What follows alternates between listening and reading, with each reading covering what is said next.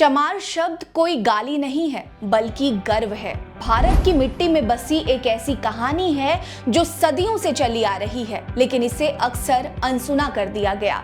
ना तो इनकी बातें सुनी गई, ना इन्हें बराबरी का हक दिया गया और ना ही उनके लिए कोई खड़ा हुआ। ये कहानी है चमार समुदाय की, एक ऐसा समुदाय जिसने न केवल सामाजिक भेदभाव और छुआछूत का डटकर सामना किया, बल्कि अपने जुनून, मेहनत और हौसले से इतिहास के पन्नों पर अपनी अमिट छाप छोड़ी। चमार शब्द सुनते ही कुछ लोग अपनी नाक और भौं सिकुड़ने लगते हैं, लेकिन उन कुंठितों को ये नहीं पता कि चमार शब्द सिर्फ एक जाति का नाम नहीं है, बल्कि गर्व, संघर्ष और विजय की गाथा है। नमस्कार, मेरा नाम है रीटा और आज के वीडियो में मैं आपको चमार समुदाय के इतिहास, संघर्ष और गौरवशाली उपलब्धियों की अनकही दास्तां सुनाऊंगी। लेकिन अगर आपने अभी तक चैनल को सब्सक्राइब नहीं किया तो कर लीजिए। वीडियो पसंद आएगी तो लाइक करिएगा। आपकी इस पर क्या राय है कमेंट सेक्शन में हमें जरूर दीजिएगा। चमार शब्द संस्कृत के चर्मकार से आया है, जिसका मतलब होता है चमड़ा बनाने वाला। सदियों पहले चमार समुदाय चमड़े के काम से जुड़े थे। जूते, चप्पल और अन्य चमड़े की वस्तुएं बनाने का हुनर इनके हाथों में था। लेकिन आपको जानकर आश्चर्य होगा कि चमार कोई साधारण समुदाय नहीं था, बल्कि चवर वंश के गौरवशाली क्षत्रिय थे। तमाम इतिहासकारों ने भी इस तथ्य को स्वीकार किया है। डॉक्टर विजय सोनकर शास्त्री जैसे विद्वान का दावा है कि चमार समुदाय का संबंध मेवाड़ के शासकों और राजा चंवर सेन से था। कुछ लोग कहते हैं कि विदेशी आक्रमणों ने इस समुदाय की हाशिया पर धकेल दिया, लेकिन इनकी जड़ें भारतीय मिट्टी में गहरी हैं। क्या ये सच है? ये सवाल इतिहास के गलियारों में आज भी गूंजता है। चमार समुदाय भारत की सबसे बड़ी अनुसूचित जातियों में से एक है। 2011 की जनगणना के बाद कोई नई राष्ट्रीय जनगणना नहीं हुई, लेकिन अनुमान बताते हैं कि चमार समुदाय की आबादी 5 से 9 करोड़ के बीच है। encyclopedia.com के मुताबिक ये संख्या 9 करोड़ तक हो सकती है, जबकि अन्य स्रोत 5 से 6 करोड़ बताते हैं। जनसंख्या के मुताबिक भारत का सबसे बड़ा राज्य उत्तर प्रदेश चमार समुदाय का गढ़ है। साल 2011 में यहाँ इनकी आबादी 2.24 करोड़ थी, जो राज्य की कुल जनसंख्या का 12.6% है। बढ़ती वृद्धि दर को देखते हुए अब ये आंकड़ा 3 करोड़ से ज्यादा हो सकता है। इसके बाद पंजाब में चमार समुदाय की आबादी भी 2011 में ठीक ठाक थी। खासकर रामदासिया और रविदासिया उप समूहों की मजबूत उपस्थिति के साथ यहाँ चमार समुदाय वहां की कुल आबादी का 12% से ज्यादा था। इसके अलावा मध्य प्रदेश, बिहार, राजस्थान, हरियाणा, दिल्ली, छत्तीसगढ़, महाराष्ट्र और पश्चिम बंगाल में भी चमार समुदाय की आबादी अच्छी खासी है। इस समुदाय में जाटव, जैसवार, कुरील और अहिरवार जैसी 150 से अधिक उपजातियां शामिल हैं, जो इसे और भी विविध बनाती है। चमार समुदाय का सामाजिक और धार्मिक जीवन काफी प्रेरणादायक है। भारत और नेपाल में ज्यादातर चमार हिंदू धर्म का पालन करते हैं, जहां वे भगवान शिव, भगवती, बहिरोबा, जनाई और तुलजापुर की भवानी जैसी देवताओं की पूजा करते हैं। पंजाब में रामदासिया और रविदासिया उप समूह संत रविदास की शिक्षाओं को मानते हैं, जो भक्ति और समानता का संदेश देते हैं। पाकिस्तान में चमार समुदाय के ज्यादातर लोग इस्लाम का पालन करते हैं।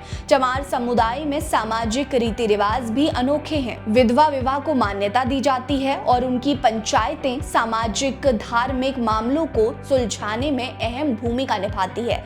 दिवाली, होली, गणेश चतुर्थी जैसे त्योहार ये समुदाय उत्साह से मनाते हैं, जिसमें संत रविदास की शिक्षाएं और भक्ति गीत खास जगह रखते हैं। ध्यान देने वाली बात है कि परंपरागत रूप से चमार समुदाय चमड़े का काम से जुड़ा था, लेकिन इतिहासकार रामनारायण रावत का कहना है कि ये लोग कृषक और बुनकर भी थे। आज चमार समुदाय ने शिक्षा, खेल, साहित्य और प्रशासन और चिकित्सा से लेकर राजनीति तक हर क्षेत्र में अपनी पहचान बनाई है। फिर भी आर्थिक स्थिति की बात करें तो अनुसूचित जाति के पास देश की कुल संपत्ति का सिर्फ 7.6% हिस्सा है, लेकिन शिक्षा और आरक्षण के दम पर चमार समुदाय तेजी से प्रगति कर रहा है। आज देश में 20 से अधिक आईएएस अधिकारी इस समुदाय से हैं, जो इसकी उन्नति का जीता जागता सबूत है। इन सब से इतर देखें तो चमार समुदाय की वीरता का एक सुनहरा इतिहास भी रहा है। 1943 में ब्रिटिश सरकार ने चमार रेजिमेंट बनाई थी, जो जापानी सेना से मुकाबला करने के लिए तैयार की गई थी। लेकिन इस रेजिमेंट के बहादुर सैनिकों ने ब्रिटिशों के खिलाफ बगावत कर नेताजी सुभाष चंद्र बोस की आजाद हिंद फौज का साथ दिया। इसके चलते 1946 में ब्रिटिशों ने इसे भंग कर दिया। आज भी इस रेजिमेंट को पुनर्जनन करने की मांग उठती रहती है, जो इस समुदाय के साहस और देशभक्ति का प्रतीक है।